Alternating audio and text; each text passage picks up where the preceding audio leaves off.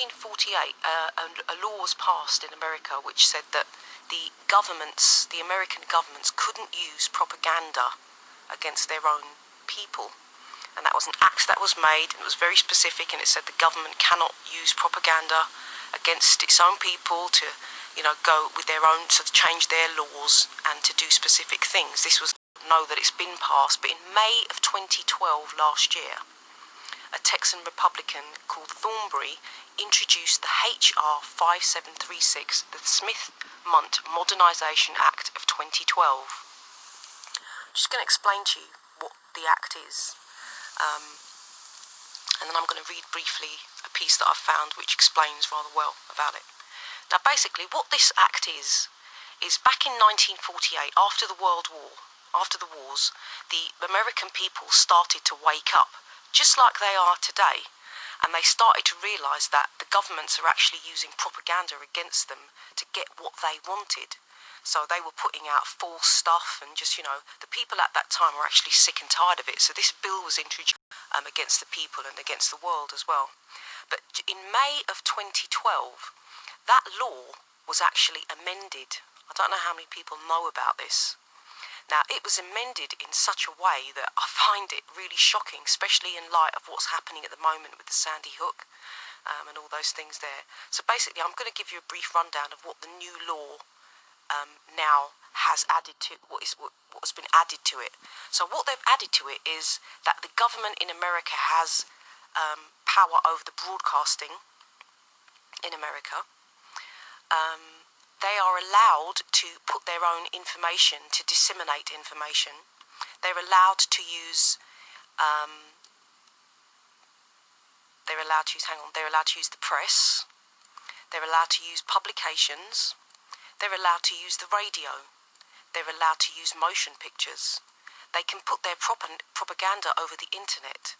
They're allowed to use other information media, including social media, and through information centres, instructors, and other direct or indirect means of communication. And also, what they're going to be doing, they've also changed the act to say that the people who put all this stuff into the archives are just putting it straight into the archives, which means that propaganda and, lies that the government is telling is then being put into the archives.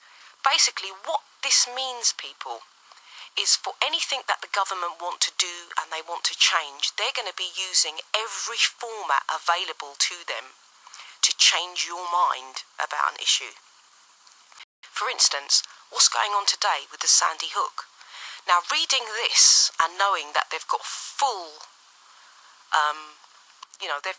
power over all broadcasting, filming, okay, they can make films if they want to, right? They can go onto social media sites if they want to.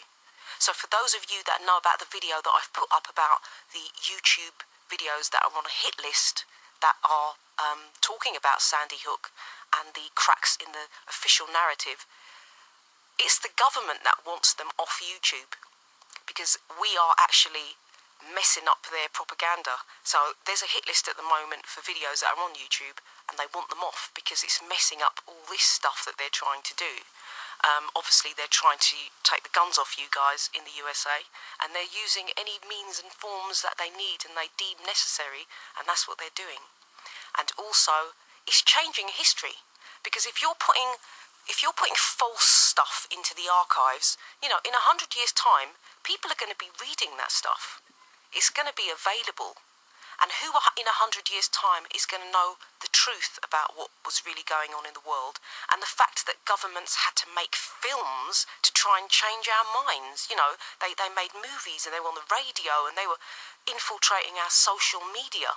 So for people that say that there aren't government trolls online, and they say they're not, there aren't people that are doing that, and when we are calling them government shills and everything, look, the internet, they've infiltrated it. Social media sites, they have full power. So this was brought in May. So you've got June, July, August, September, October, November, December. So we had 7 months after, you got the Sandy Hook happening. So this was rather, I think this was changed rather deliberately, because they knew what was coming up in 2012 and they knew what was going on. So I'm going to say that people who are questioning the official narrative for Sandy Hook have every right to do so. And if you're not questioning certain things at this time, then, you know, this stuff is getting to you, man. This propaganda and the government broadcast. The tweak to the bill would, and the Independent Broadcasting Board of Governors, according to the summary of the law at the House Rules Committee's official website. The tweak to the bill would essentially neutralise two previous acts, the Smith-Mundt Act of 1948 and the Foreign Relations Authorisation Act in 1987, that had been passed to protect US audiences from our own government's misinformation campaigns. So that basically just sums it up. So these two laws were brought out. So your government have used misinformation against you. And when they're doing it against you, our American brothers and sisters, they're doing it against us. They're doing it against everyone. This affects the world. They're doing it against everyone. This affects the world.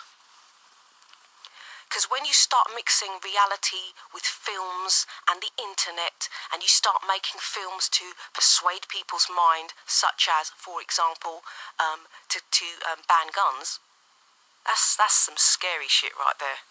You know, you're changing laws to make little films and whatever you need to change the minds of the people living there. That's, to me, that's desperation. They amended this law, which in 1948 was rightly so made to say that this can't happen anymore, and they've gone behind everyone's back. How many people in America knew that they'd done this? I mean, I bet this was quietly passed through, wasn't it? It's disgusting. It's absolutely disgusting. So when we start questioning the official narrative for Sandy Hook, we're finding holes in the story, and there's going to be, because these people are making these things. There's going to be mistakes, and there are mistakes. I was watching a video last night by YouTube user Pat Jack, and I have to tell you, it was absolutely superb. What the guy has done is he's taken footage that was taken supposedly from the day, December the 14th, when the Sandy Hook event took place, and he's looking at the shadows of the people in this footage. And it's just superb. He's just really good, and he's telling you the time of day that this footage was taken, and where they're trying to tell us that at the St. Rosa school, the police were running into that school. I don't know if you've seen that footage. They were trying to tell us it was Sandy Hook, but it was another school. This footage was actually filmed at about 2:45 p.m. 2:45 p.m. being shown on the day, saying that it's the shooting at Sandy Hook. A, it was the wrong school, and B, it was 2:45 p.m. Now, come on, guys, this stuff was supposed to happen at 9 something, right? What the hell are they doing up showing us police running into a school? Not only was it the wrong school, but it was 2:45 in the afternoon.